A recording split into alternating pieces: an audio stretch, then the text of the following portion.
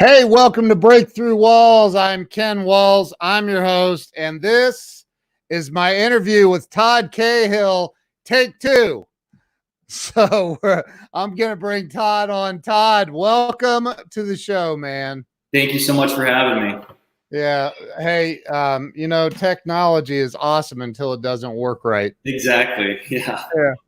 So Todd, we're starting fresh here. So let's talk about start with where you were born and raised. Yeah, I was born in. Well, first of all, thanks so much for having me, Ken. Thanks so much for interviewing me and doing obviously what you do to really inspire and break through walls and help people just really have the breakthroughs in their life. So it's always an honor to be interviewed, and thank you so much for having me on today. I was actually born in Amsterdam, New York, and I know Kirk Douglas just passed away, but I was born in the same hospital that he was. Wow. Yeah, so that's but it's a small town of like 14,000 people. In that area, we're known for gloves. So I kind of born and raised next to a place called Gloversville, and that's where kind of gloves were, I guess, invented. I don't know, but they used to sell a bunch of gloves there years and years ago. But born and raised there until 18 years old.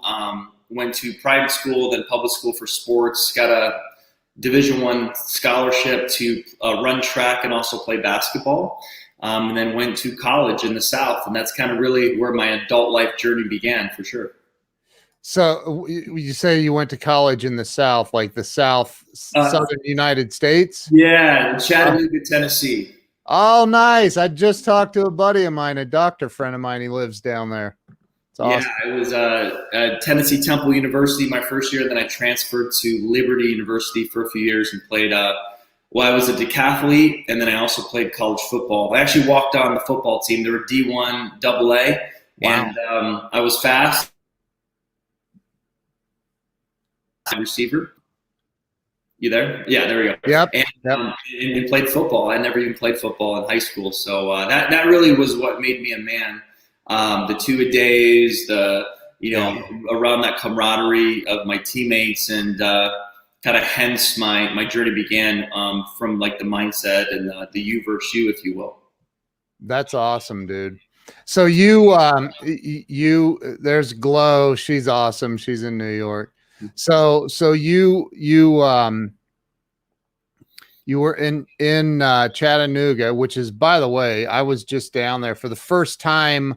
I mean, I've driven through the outskirts of Chattanooga before, but I was down there a couple months ago for a couple of days, and wow, what a beautiful town. Yeah, I haven't been there since 2000, but wow. I'm sure it's nicer now, yeah. Well, the mountains are still there. Yeah. And that beautiful river, man. I mean, it's just just gorgeous. So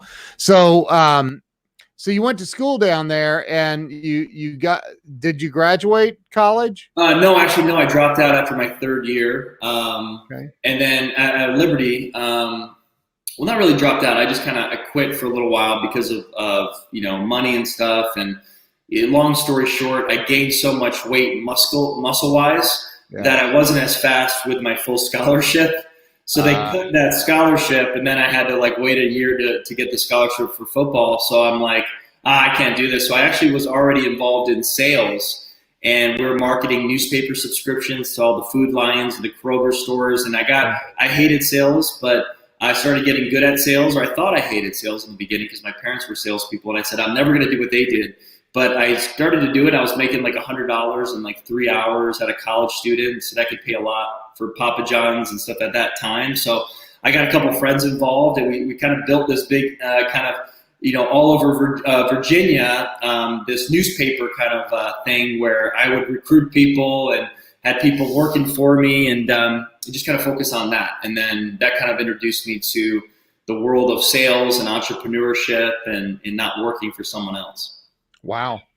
So, and when was that? What year was that? 2000 to 2001, 2002. Yep. And then after that, I got a call from my old college roommate, and he just got a job for John Maxwell. Obviously, a lot of people on your broadcast have heard of John C. Maxwell. Yeah. I've been reading his books since I was a little kid, actually, and Zig Ziglar's books. My mom was in Mary Kay, so there was always personal growth books around the house. And Gabe Lyons, who now is a New York Times bestseller, was the vice president. And I was interviewed, and at that time I was blowing up. I moved to Myrtle Beach. I was the director of the the newspaper there, and I was only 21. Bought a condo on the ocean and everything, and I was like, yeah, but I was pretty lonely in the fact that I didn't really know anybody. It was a snowbird area in Little River, South Carolina. So a lot of people came and went, so there wasn't a lot of community. So I got an interview with John Maxwell. It was such a big deal. And I was interviewed when I was in South Carolina. He was in Atlanta, Georgia. And I got the job over the phone. And I had was it with John or with one of his people? No, it was with a guy named Gabe Lyons. You should definitely look him up. I mean, he would be an amazing person to interview. He is just incredible, massively. He's a New York Times bestselling author now. Him and his wife, Rebecca, just really mentored me and stuff. But he hired me, and he was a Liberty grad, so that's where we hit it off. And he gave me a shot. He gave me a shot when I was like 21, 22. Yeah. And then I moved everything to Atlanta, Georgia, and the base salary was $25,000. So it was hardly anything. Wow.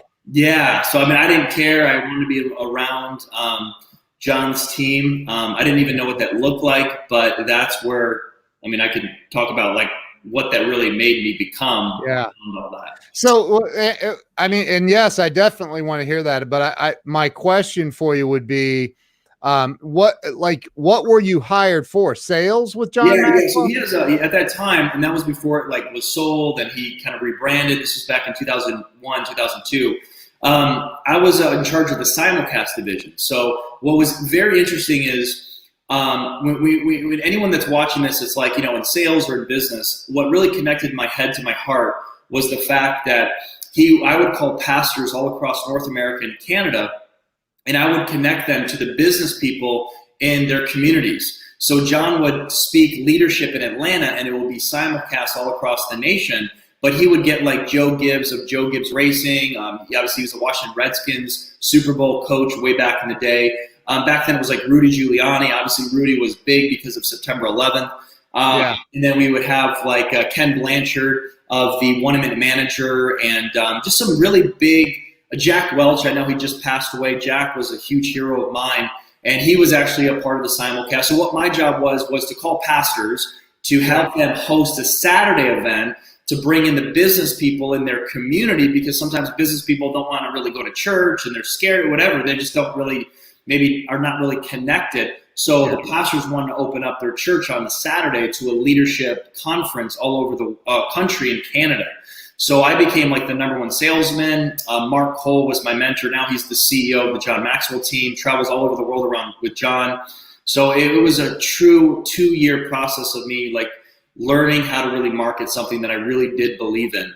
And that's where my journey of like leadership and that anyone can become a leader and that you can develop into a leader, that really kind of emerged in my life, where I never really was a leader or thought like you had to be born a leader or something like that. So that was really that process of learning how that really worked.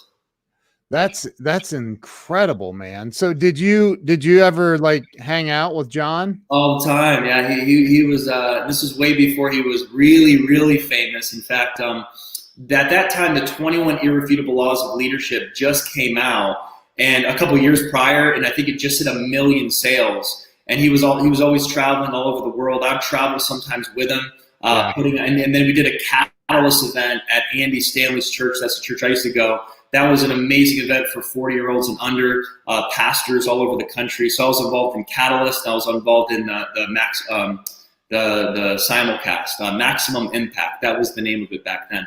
So this simulcast, explain to me and I know you did a little, I just want to make sure I understand. So you're selling this to like my local church that we go to. You talk to the pastor. Yep. He says, we're bringing John Maxwell into the church, or no? We bring in John Maxwell in the church via simulcast, via but like he this was live. Yeah, like this. It was like, this was before really podcasts, and I got you. Before like that day, like obviously now we have all this technology. This is like 2001, 2002. Yeah. It was awesome. It was a huge production. I would kind of guide the pastors also to profit from it, not in the pastor, but the church. The church make a profit to help fund their ministry. So it really had the heart of the nonprofit there, developing leaders in the community, bringing the business leaders that wouldn't go to church. Maybe they're afraid of it. Maybe they're afraid of even God or spirituality or something, but it would kind of open up that community on a Saturday, not a Sunday. So that the lay people and the pastor could really meet the business community, all the business owners in the local area, all across North America and Canada. It was pretty amazing. Some of those business people need to be afraid of God. Yeah. Maybe so. Yeah, absolutely. I'm just kidding. So wow. So you that's pretty, and it was all over the US you were doing this. Yeah, so I was based in Atlanta. It was the only corporate America job that I've ever had, sitting at a cubicle. This is where I learned my work ethic. Banging the phone. Yeah, this is what I read about my book, You Virtue. It's like, there's this thing, Mark Cole, I have to credit him this. Mark Cole, you can look up, he's now the CEO of the John Maxwell team. I couldn't go home. So check this out. I couldn't go home. I had to show up 8 in the morning, and I couldn't go home until I made my 50 dials. So I'd have to call 50 pastors, and I'd have to speak to 20 people a day minimum.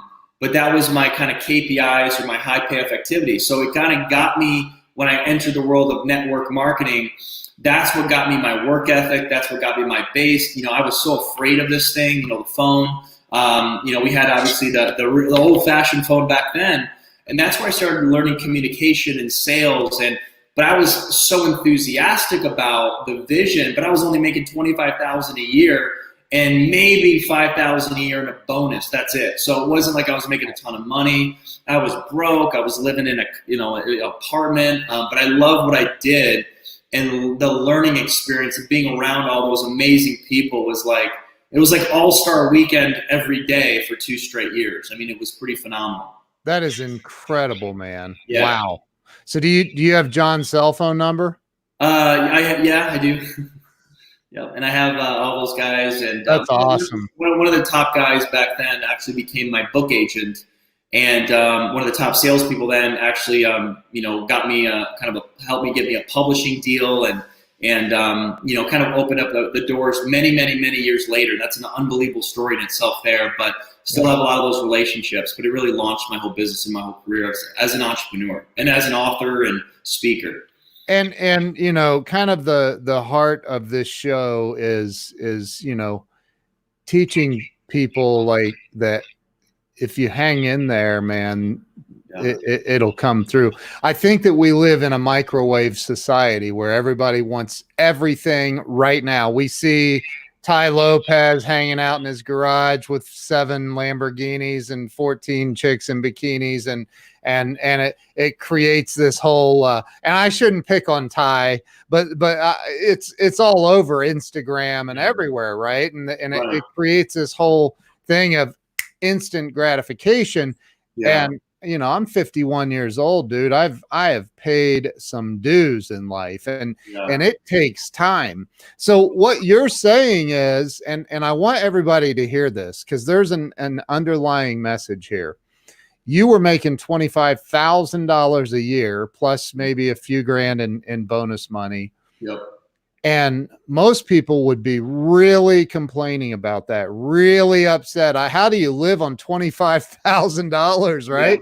Yeah. But you were looking at it from a totally different perspective, and I love this about you, man. Yeah. You were saying this is way better than a college education, like way better, 1,000 times. Way better. Right. I was hanging out with I'll drop one name, Michael Abershoft. I don't know if you go to any Barnes & Noble now. His book came out, It's Your Ship. That book changed my life, and he was a Navy commander-in-chief of one of the Spokane, that what it was called. But I got to hang out with. I mean, he looks like George Clooney, tall, good-looking. I mean, I used to travel around with him, and he won the Pacific Award of the #1 Navy ship in the world, and it was the worst ship, and it became the best ship. And I was hanging out with all these leaders, and and the Jack Welch's, like I said, who just passed away. But I was, and I'm from near Schenectady, New York, and that's where he was the GM of General Electric. So like everyone loved him growing up, and I got to hang out with him in like 21, 22 years of age. So I mean, just like, and I was so blessed that I've always been like. Kind of, obviously guided by God. I know God, and I always knew I had big things that God was going to do with my life. Yeah. But at the same time, I know your show is very limited on time. I could tell you, so no, it's not. We have an hour, and it's the internet, man. I mean, I've attempted suicide twice in my life. I've been on depression pills, anxiety medications. I've also gone through a lot of different, divorce and. Homeless and, making millions, losing millions, but it's all great. I'm 39 years old now, happily married, 3 beautiful kids. But it's definitely not been easy at all. But because of that training, I never gave up. I'm relentless. I'm beyond driven. And no matter what life throws at me, I always get up like a cat. And get back on my feet again because I've been around all that association, because I've seen the other side. I know what the other side is. And I just don't think like most people. I'm never thinking I don't have the money or I'm broke or life sucks. Like I always think, okay, I had some dark times, but I knew that I can get over it with the right association, the right mentorship, and the right coaching. And I've had a coach now for 14 years. And now I've been a coach now for 17 years myself, and a transformational leadership coach for 5. So it's like I'm now like paying it back, paying it forward because of all the hard times that I've been through. It's been a pretty crazy ride. And that's so important to be. Number one, it's important to have a coach. Number two, it's important that your coach has had some hard knocks in life. Yeah. I mean, right? Like they can relate. Yeah, they can relate to a lot of the people. Yeah, you got to be able to relate. How to climb out. How to climb out of the bucket of crabs. Yeah. Right? Yeah. So like, wow, man, you have worked side by side with some unbelievable people that mentored you, that taught you, and what I love the most about this story is this. And John Maxwell, I know he talks about it. Zig Ziglar's talked about it. Many, many, many great people have talked about the time of planting, the time of gestation, the gestation period, and then the time of harvest. There's always those 3 elements in everything that we're doing. You're planting seeds. You're waiting on it to do its thing, grow, right? Yeah. And then you get the harvest eventually, but not always immediately, right? No. So you put in the time, you put in the effort, you were working for basically free. I mean, 25 grand, you might as well be working. Yeah, just keep it.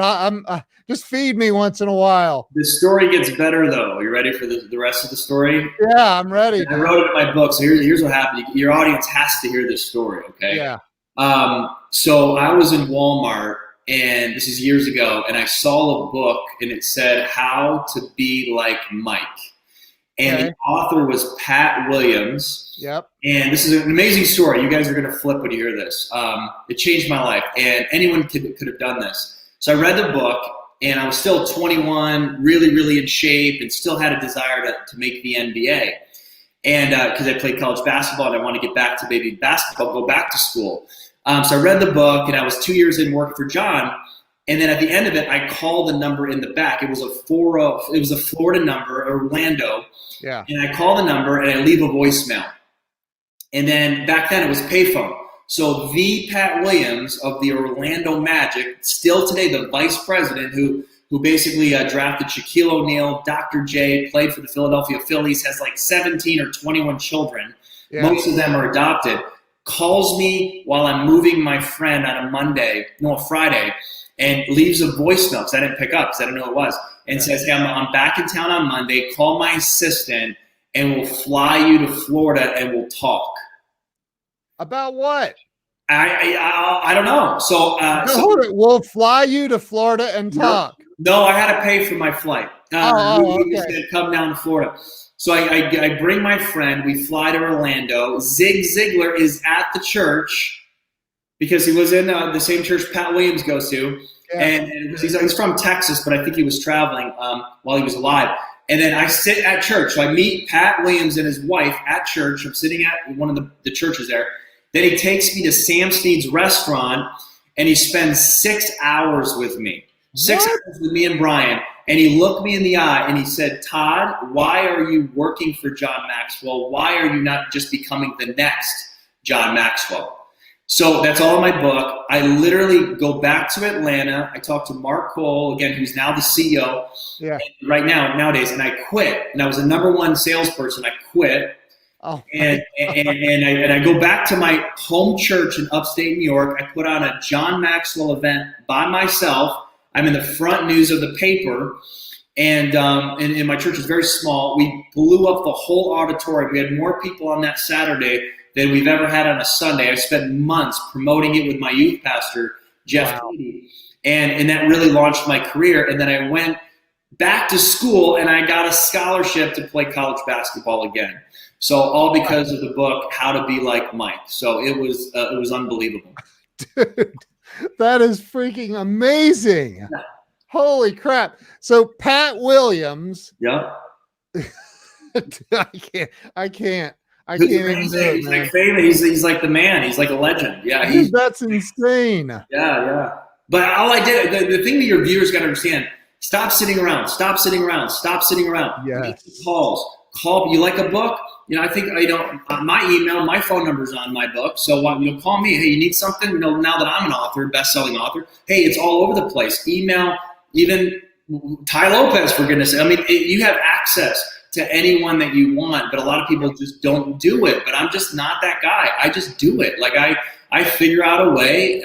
Everything's figure outable. And I just do it. I just, if I want something bad enough, I go get it. And that's Marie Folio's book. We just got it.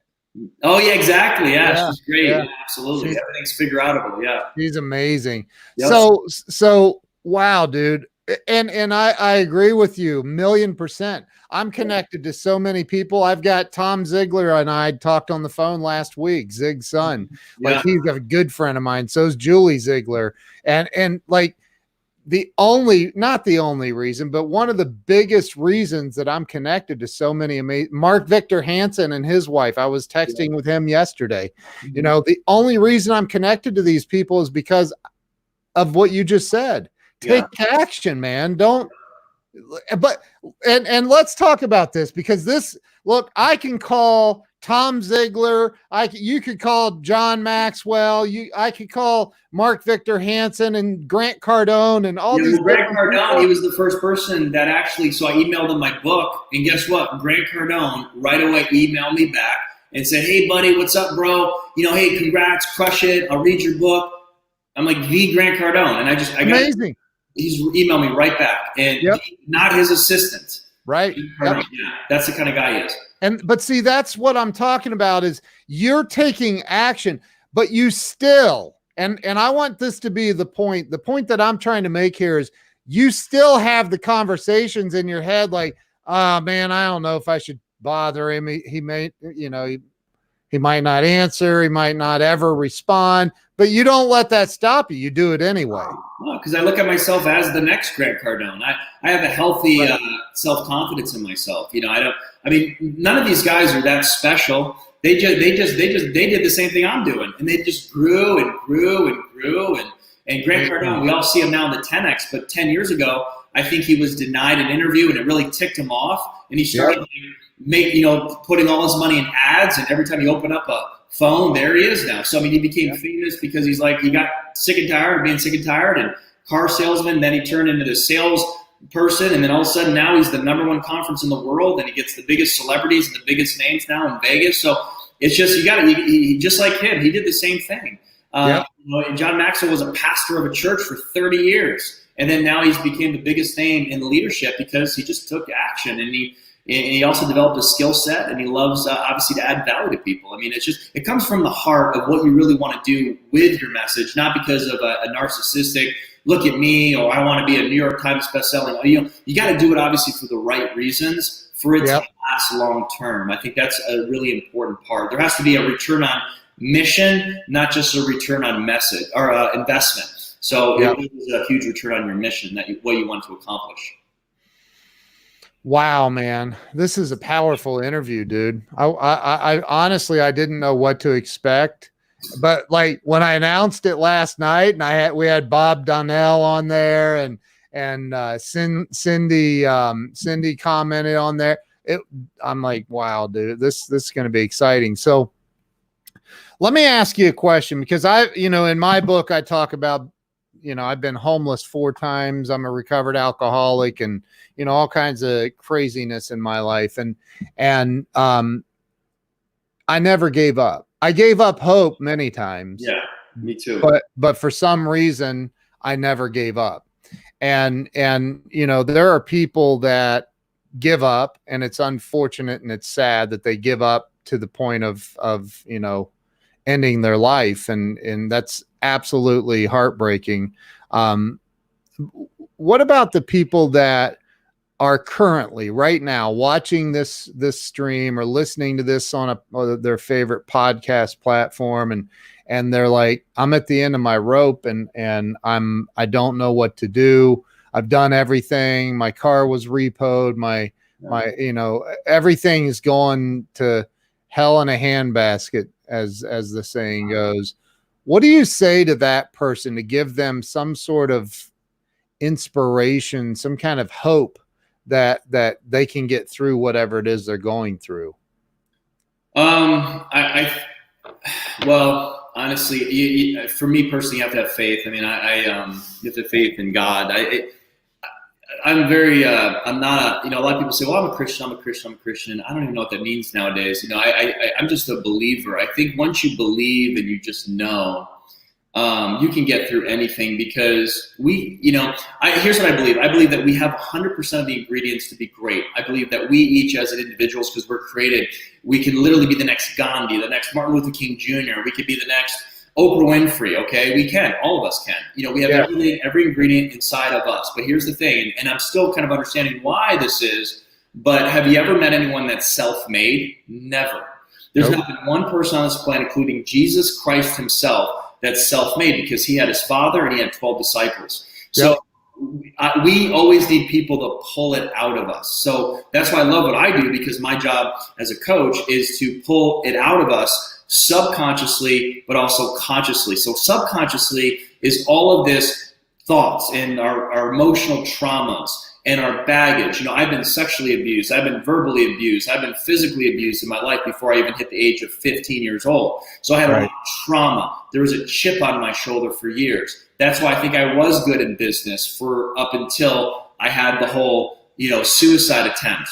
So I had to release that baggage. But at the same time, it's not just me. I can't do it alone. So I think sometimes, especially men, feel like they have to do a lot by themselves. They have to be a provider. They have to crush it. They have to work hard. They got to be great dads. There's a lot of pressure. Not that there's not on women either, but there's a lot of pressure on men that they don't talk about. I mean, 1 out of 4 men have been sexually abused that they don't even say anything about. There's a Me Too movement, but what about the men Me Too movement? Because it's not just the women. So, and again, I'm for women and I'm for men. I'm for humanity. I'm not like, for humanity. I think women are just as important as men, and men are just as important as women. So we have to kind of just really come together, and that's where, there would be a lot less suicide, there'd be a lot less depression when we all come together and we heal ourselves. And of course, we ask God for help. But a lot of people are like, I'll pray about it. But that's not enough. You can't just pray about it. And you might say, well, there has to be action. Faith without works is dead. So I can pray about it. I can feel better. I also need to hire a coach. I need to hire someone to get that out of me. If I really want to be successful, not just on the conscious side, but what about all the trauma, the emotional baggage that I bring to the table, anger, depression, anxiety? What do you do with all that? Well, you actually can heal it. And that's really what I show people how to do. But you can do it, obviously, up until a point. Then you can have another human being help you to get up into the point. And that's where God can just take over too. So I think, we have to, God made trees, but men made houses with trees. It was really a partnership that we can't just meditate all day and pray and expect, Oprah Winfrey's going to knock on our door and now we're a #1 best-selling author. How cool would it be if she did? I don't know. I don't know if I like that because I didn't put any work in. So I know, right? I have a client that's yeah, come on down. I have a client that's she's been on Oprah 4 times. Oprah read her first book and loved it and invited her on. And Yes. she tells the story. I had her on the show. It's Dr. Cherie Carter Scott. She's the mother of coaching. And she said the onslaught of book orders was so insane after being on Oprah. Yeah. And Oprah endorsing her book. She Right. said the publisher literally called and said, we've got to shut down our phones. We can't keep up. Like it was bad. Man. I wish I had that problem with my publisher. I know, right? Yeah. I know. There, Just get on Oprah, dude. That's all it takes. I know. So you have, man, for 39 years old, I mean, you're 12 years younger than me. I am blown away by your wisdom, man. It's incredible. It's incredible. A lot of transformational work on me. I've done so much work, even last year, going through different transformational things myself. And I think as a coach, you're a coach yourself. I think if coaches don't get coached, they won't be very effective coaches. So I'll always have my own personal transformation coaches and things that I'm doing privately, so I can put on the best face and just be who I really am, but at the best version of myself, all the time. I love the transparency too, because there's, Pam Aubrey just said, and I want to put her comment back on the screen. It's hard for young men now. There are so few good role models for them. And I agree, but I also, and this isn't I love Pam and she's brilliant, but I disagree as well, because I think that it goes back to the biblical principle of seek and ye shall find, right? Yeah. Even in the Bible, the days of Sodom and Gomorrah, there was a lot of bad crap going on there, right? Yeah. But there were some good people in there if you just look for them. And I think finding somebody like you, following people like you, following people like me, like Grant Cardone, John Maxwell, people that are really out here trying to make a positive impact in the world it's unbelievably important. So dude, like, how long's your book been out? By the way, here, I want to show everybody, and my green screen is doing some weird stuff when I throw his book up. Just sorry. Okay. But there's the book, You versus You. Great book cover. I love that, man. Love the book cover. Brain. Yeah, show it. Yeah, there's a reason there's a brain on the cover, because obviously the You versus You battle is right here. It's at the 6 inches between your ears. Yeah. And then it's the 12 ways to kick your own ass and win. And I got to tell you, my temperament has always been kind of, a little edgy. And sometimes it doesn't always fit well with everybody. And then sometimes I've always kind of said, maybe I should change and just kind of be a monk, kind of just love everyone. But then I realized nobody takes action on that. So I do love people like Grant Cardone, because sometimes it's either, or Gary Vaynerchuk, cussing and swearing a little bit, or Tony Robbins, but you got to wake people up. I do want to kick my own ass and win. Whether I'm a Christian or not, I got to wake up. Hey, my marriage is on the rocks. What am I going to do about it? Hey, my finances suck. What am I going to do about it? Instead of just, I don't want to hire this, or I want to do that. We have to really, kick our own butt and win. And once you can overcome, I'm telling you, the subconscious, great. Okay, let's say you're all healed. Let's say, okay, you've been all abused sexually, verbally, emotionally, you've gone through divorces, broken relationship. Let's just say today you're healed. Okay. Yep. And I'm making a really important point here. I want your audience to really understand this. Well, okay, great. You're healed. Okay, cool. But that doesn't mean, you got to still work. You still have to put a roof over your head. You still have to have a mission. You still have to have a purpose. So we can meditate all day, but at the same time, we also have to kick our own ass and win. We have to look at, our freedom, our success, our you versus our dreams, you versus your persona. Nowadays, that's ridiculous. I mean, young kids, that's why I want to talk to the inner city youth and talk about social media and how 25% increase of suicides happen between the age of 15 and 18 because everyone's faking who they are on social media nowadays. They are trying to live up to the edited persona that they've created, and it's not Yes. working long term. So there's such a battle within ourselves. But if we can heal from the traumas, then we have no excuse. We can actually accomplish big things, massive things, become multi-millionaire. We live in a time now that every person should be making 6 figures a year minimum. $100,000 a year is a joke. It's $8,000 a month, $8,333 a month and 33 cents. So if I have a product that is $3,333 for a year service, I sell 3 of those a month, that's $10,000 a month. Yep. That's it. But people are giving 50 hours a week to a job they can't stand. 76% of people hate their job, can't stand their job, can't stand the people they're around. They ain't no John Maxwell's at that job. There ain't no Mark Coles at that job. But they'll do it for $4,000 a month before taxes, living in Southern California. They hate their life, contemplating suicide a couple times a year, but they can't come up with their own product for $3,000 and sell it 3 times a month, and they're making $10,000 a month on their own working from home. But dude, what if they're afraid of sales? What about this one, right? Yeah. I mean, here, again, for anybody just joining, this dude worked for John Maxwell for how long? It was a few years. Yeah, but here's another funny part. I worked for him for 2 years. Okay. Then I wrote a vision 6 years ago that I'm going to share the stage with him. And I literally rocked the whole event with John on stage. Dude, what? Right here in the back of my book. So, come on, man. Yeah, that was my dream. So I'm just a manifester. Look, I'm so tired of people's excuses. I know, man. All the time, and they're amazing people. But like, I'm homeless, broke, come from Johnstown, New York. Went to a school of 10 people in my class. Dropped out of college. 1.9 GPA, not the smartest guy. Technology, I mean, I have to hire a team just to turn on my laptop, and I've made millions and millions of dollars. So everyone that says I don't like sales is ignorant. They're ignorant, and they love sales, and they watch a great movie, Netflix. How many times have we watched The Ozarks, or we watched a great show, and we're like, blah, blah, The Office, blah, blah, blah, blah, blah, blah, blah, blah, blah, blah. That's sales. That's all at a low level, at a low vibration. But what if you find a passion, a mission, a desire to do this and change humanity? It's not even really, it's just your life work. It's not even sales anymore. So I had to go from selling a product to my life mission. Like John Maxwell, his life mission is developing leaders to add value all over the world. That's it.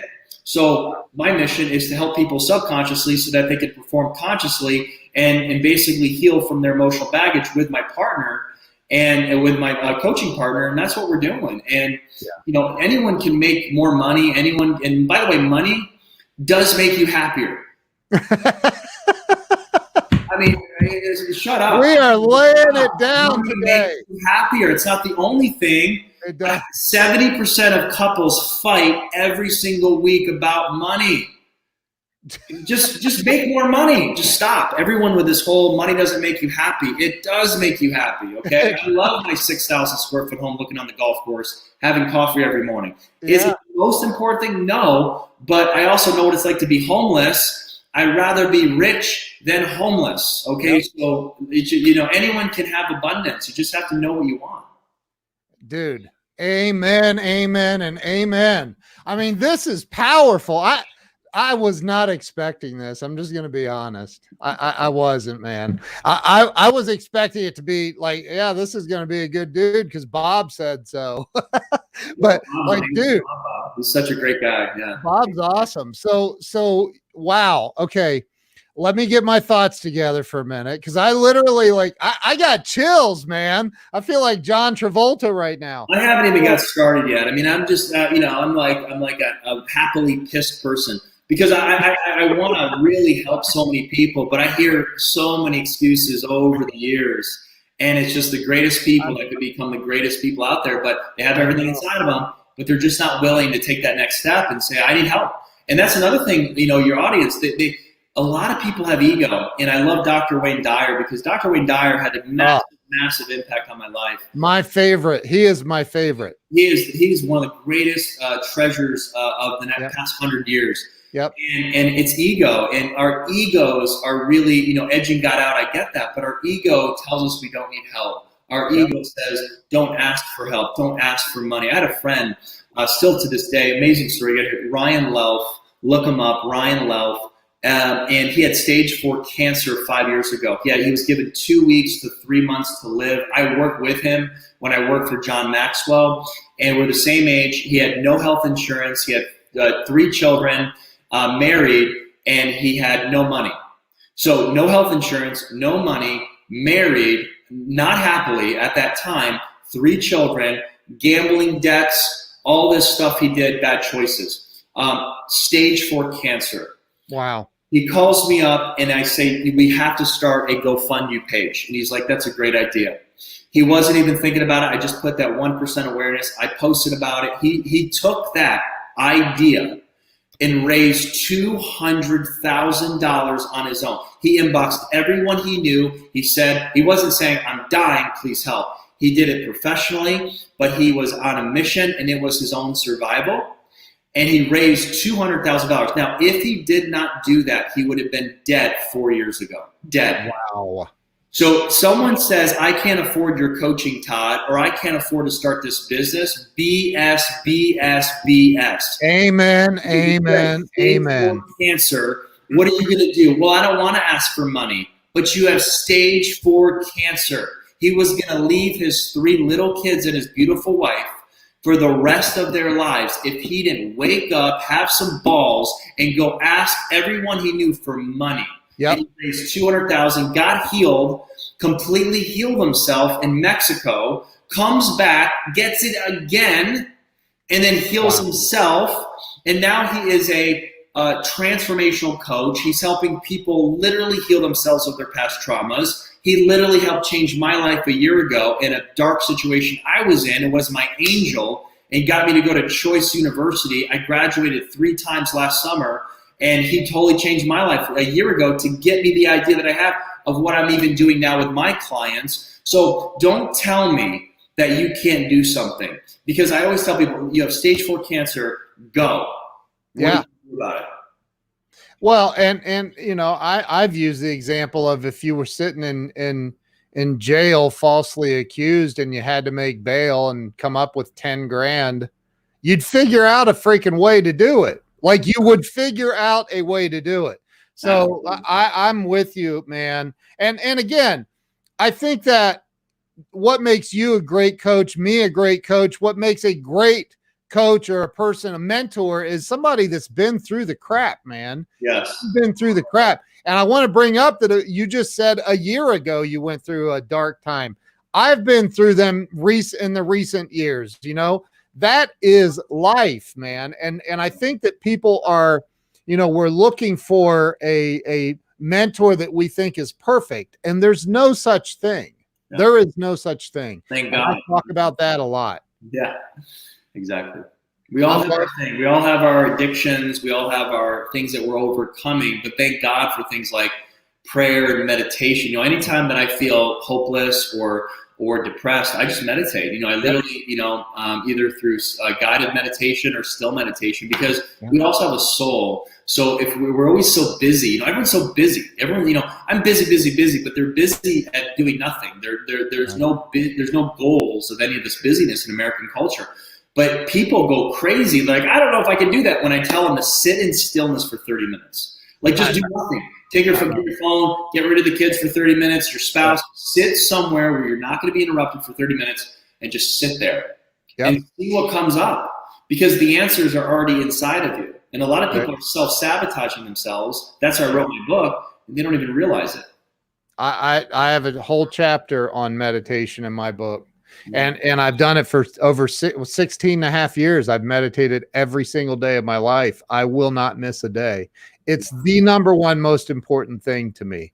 And so get what he is saying, y'all, like, for real, because people have heard me talk about this, man. And I love the fact that you're talking about it. Yeah. And I also, look, I know Christians that are like, oh, well, wait a minute. What kind of meditation? What are you talking about, dude? Jesus meditated and prayed. He meditated and prayed for 40 days and 40 nights in the desert. They just don't read their Bible. They're just like, I'm a Christian, but I never go to church and I never read my Bible. But my mom was a Christian, so I'm a Christian, and I'm against meditation. But they don't even know why. Like, that's like, anyway, dude, I love this interview. This is awesome. So it looks like you've got some clients on here. Melissa is on here, and nice. Melissa's awesome. She's incredible. She's also an author. She's about to get her book out to the world. Oh, is she really? Yeah. She's amazing. Yeah, one of my favorites. Well, dude, maybe we can have Melissa on my show sometime. We can interview her and promote her new book. She's a mom with 3 kids, just had a newborn.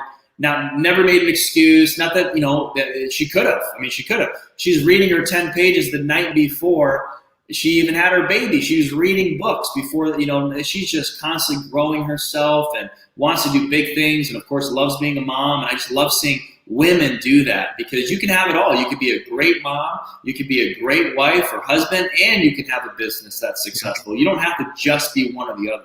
Amen, man. Gosh. This is powerful. My wife's on here, and we own a business together. We work together. We fight together. My wife too. Yeah. But it's just part of the deal. Yeah. It's like, you can work together with your spouse, man. You talk about meditation and patience, and we're now understanding that after 3 years of marriage with my wife. Yeah. It's been 10 years for us, man, and you just have to. Look, man, I've got all Gary V follows me on Twitter. I love the dude.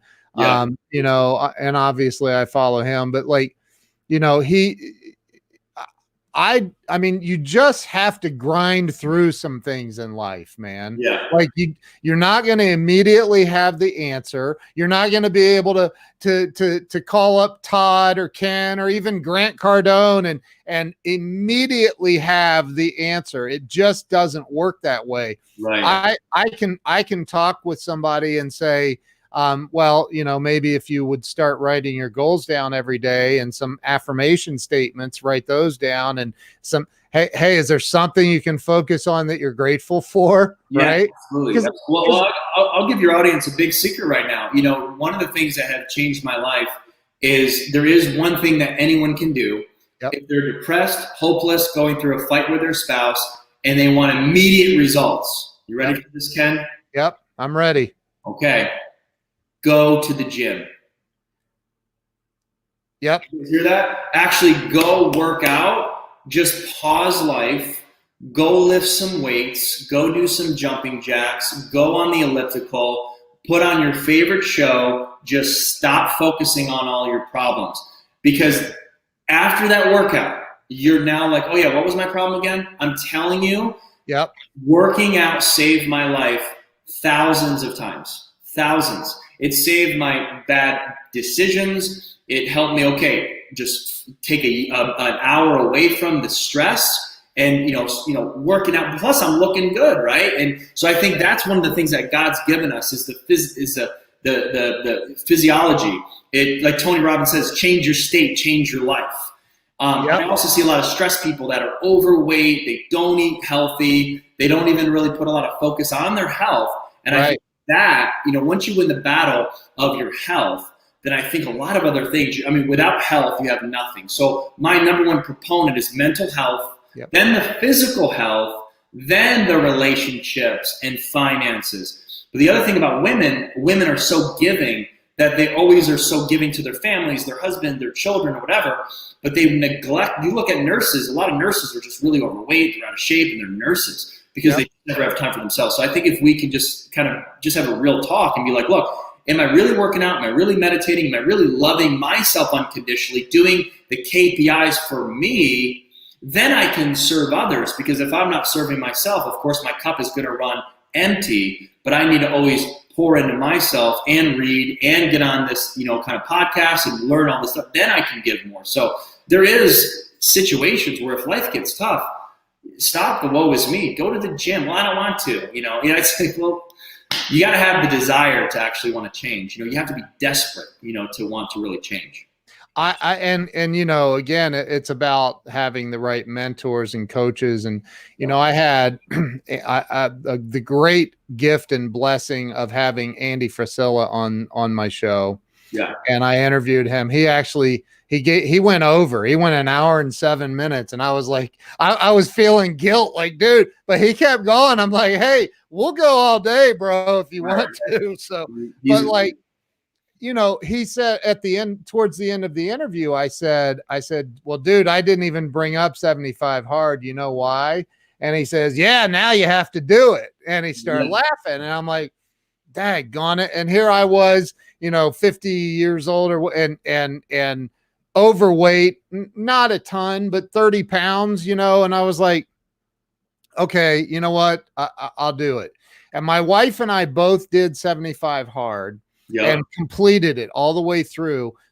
Very tiny, small percentage actually does it all the way through. Yeah. And dude, it changed everything because I first off, I was in the best mental shape of my entire life. Everybody's like, and I love the fact you're bringing up the gym thing because when you start, Here I walk out, I live in this neighborhood with all these doctors and people around. And I'm like, here's this fat old man, me, walking the sidewalks of our neighborhood for 45 minutes every single day, twice a day, doing workouts. And I'm thinking, man, they're all going to call the police on me. Like something, like there's some fat old man walking around the neighborhood. Right. Yeah. But dude, do whatever it takes, man. I mean, I've done Ironmans, marathons. David Goggins, we're actually gonna, look to have him at an event that we're doing, and he's the guy, man. I mean, I'm just like his little brother, man. I put my body through the hardest things, and it just changed my mindset. No matter what I go through, I've done Ironmans and marathons, and he does 250-mile races. So our mind and our body can do so much more than you think. So. I'm 39. I've never looked better. I mean, I hate to say it, but I mean, I look better now than I did 10 years ago because I just eat right and I work out 7 days a week, and it's part of Beyond Driven. It's part of the You vs. You, and I'm the author of it, so I better look the part. And but I just love it, and I just have a passion. Probably the athlete inside of me is just like and that's what's crazy about these athletes. They get all fat after they become like the greatest body specimen, and they just get all fat after. I'm not that way. I'm going to be in shape till I die. I mean, I'm not going to be that guy with a huge gut when I'm in my 50s or 60s. I mean, it's just not possible. So I think that once you do something over, like you said, 75 days, what if you did it 750 days? Right. It's just a mindset. It's just habits. You're going from bad habits to good habits. Anyone can start, but even after a week of working out, you're going to feel a difference. You're going to look better. And I'm married. So, at the end of the day, like my wife still has to be attracted to me. Yeah, I got to be attracted to her. It's like, we might love each other unconditionally, but hey, I don't want to, I like to be attracted to my wife, and I want her to obviously to be attracted to me when she sees me with the shirt off. So it's like, we have enough motivation. It's not the most important thing, but it helps you just to have a very healthy sense of energy. You get obviously a lot of energy from it. This interview takes a lot of energy to pour into people. So it does. Yeah, it's just part of the to-do list. It's just have fun working out every day. See what you can do. Push yourself. Dude, I think we should have you on once a week. Let's do it. Like you first off, if you guys don't all go out and get his book today, unfriend me and never watch this again. Like this is insane. I bought it because I wanted to have a copy of it before you came on and support you, man. And I'm definitely reading it. I love your energy. I love what you stand for. I love I think you said I'm happily pissed off. Yeah. I'm happily I freaking love that, man. Yeah, I just made that up today. That's new. I love it. I'm the same way. Yeah, it's just like, when are people going to get, I kind of end with this, profound kind of thing. David Goggins talks about this too, but I've always thought about this. It's like, we're all going to die. And I think through the Untethered Warrior, or The Untethered Soul, the book by Michael A. Singer, changed my life. I think it was chapter 17 or 18. He has a whole chapter about death. And death should be the greatest motivator in the world.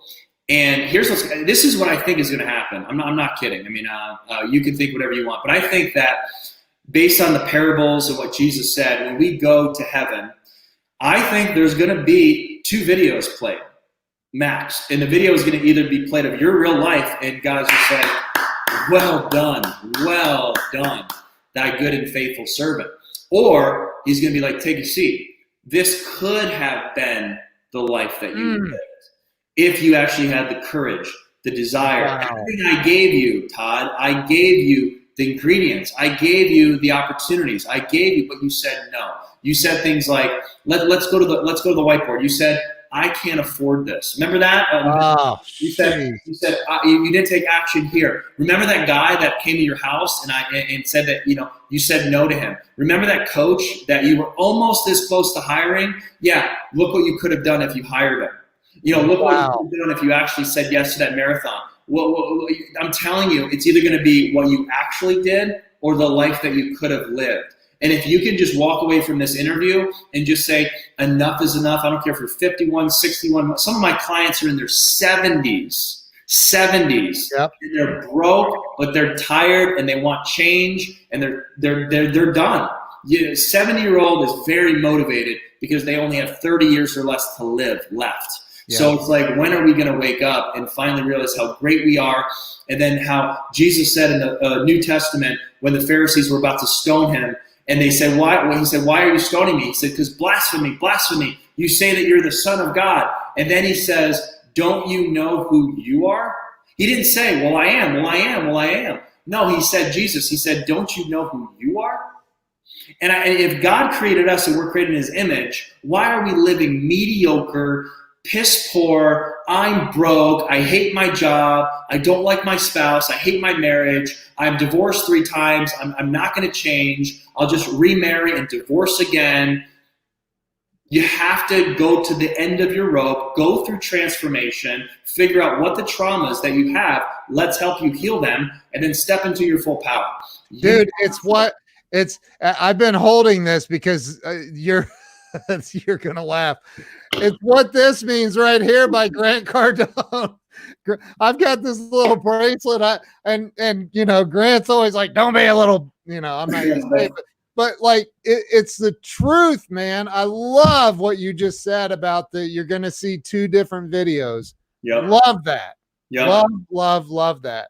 Yep. Everybody on here there's Jen Law. She goes to our church. She's an amazing lady. Love her. Melissa says you need to write another book. I haven't even read the first one, and I agree with her.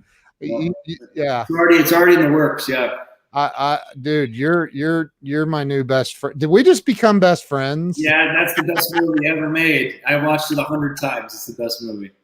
That's okay. I'll just say, anytime you're going through crap in life, put on Step Brothers. You'll be fine.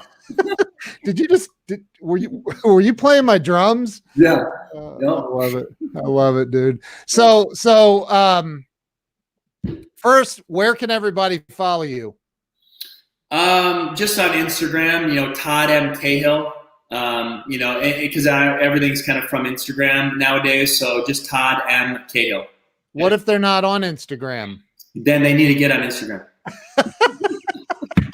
I'll do some Gary Vaynerchuk. Then where the hell have you been for 3 years?